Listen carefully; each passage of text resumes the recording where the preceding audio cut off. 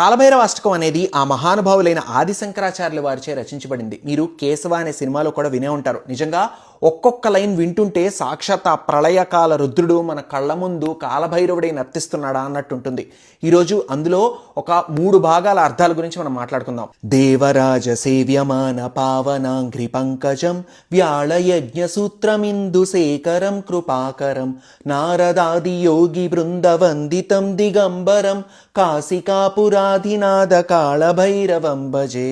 ఎవరి పాద పద్మాలను ఇంద్రాది దేవతలు నిత్యం పూజిస్తారో, ఎవరైతే కాలసర్పంతో తన కంఠాన్ని, చంద్రుడితో తన శిరస్సుని అలంకరించుకుని కరుణామయుడిగా కైలాసంలో కొలువై ఉంటాడో, నారదాది యోగీశ్వరుల చేత నిత్యం స్తుతించబడతాడో, దిక్కుల్నే తన అంబరం అంటే వస్త్రంగా ధరించేవాడు, అదే దిగంబరుడై ఉంటాడో, ఆ కాశీపురాధిపతికి నేను నిత్యం స్మరిస్తూ ఉంటాను, భజిస్తూ ఉంటాను అంటున్నారు.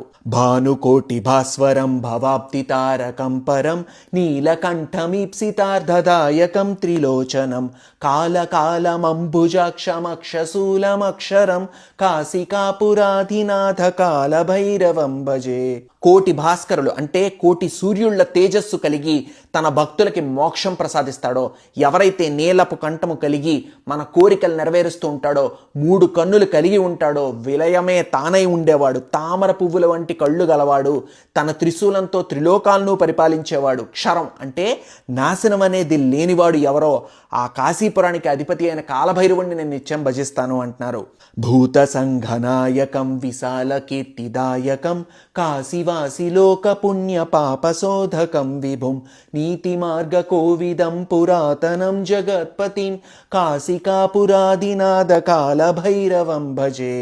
భూతములన్నింటికీ అధిపతి ఎవరో, ఇక్కడ భూతములంటే రాక్షస గణాలు అని తీసుకోవచ్చు, అలాగే మన మనుగడికి అవసరమైన హేతువులు అంటే రిసోర్సెస్ అని కూడా తీసుకోవచ్చు. వాటిని తన అధీనంలో ఉంచుకున్నవాడెవడో, కాశీనగరపు వాసిగా ఈ లోకంలో జరిగే పాప పుణ్య కార్యాలను లెక్క కట్టేవారెవరో, మనల్ని సన్మార్గం అంటే నీతి మార్గంలో నడిపించి అనాదిగా వెలసిన దేవుడు ఎవరో, ఈ జగత్తుని పరిపాలించేవాడెవరో ఆయన ఆ కాలభైరవుణ్ణి నేను సదా భజిస్తాను అని అంటున్నారు ఇక్కడ. నిజంగా ఈ చదువుతో అర్థం చెప్పే ప్రతిసారి నా కళ్ళు తెలియని ఒక ధార్మిక ఆనందంతో చెమ్మగిలుతాయండి. నేను ఇక్కడ కేవలం 3 మాత్రమే చెప్పాను, మొత్తం 9 ఉంటాయి. మీరు రోజు చదివే ప్రయత్నం చేయండి. ఇది చదివితే వచ్చే ఫలం ఎలాంటిదో నేను వర్ణించడం కన్నా చదువుతుంటే వచ్చే వైబ్రేషన్స్ మీరు ఫస్ట్ ఫీల్ అవుతారు, ఆ తర్వాత నేను చెప్పను, మీకే అర్థమైపోతుంది. అలాగే నన్ను చాలామంది బద్రీనాథ్ సినిమాలో సంకర్షణ సత్య నిర్ఘోషణ వేదవాగ్భూషణ బద్రీనారాయణ యొక్క అర్థం అడిగారు. అది కూడా మీ ముందుకు తీసుకొచ్చే ప్రయత్నం త్వరలో చేస్తున్నాను. అప్పటిదాకా మిస్ అవ్వకుండా ఫాలో అయిపోండి. మీ పుబాకా ఫ్రమ్ వెండితెర వాకిట్లో.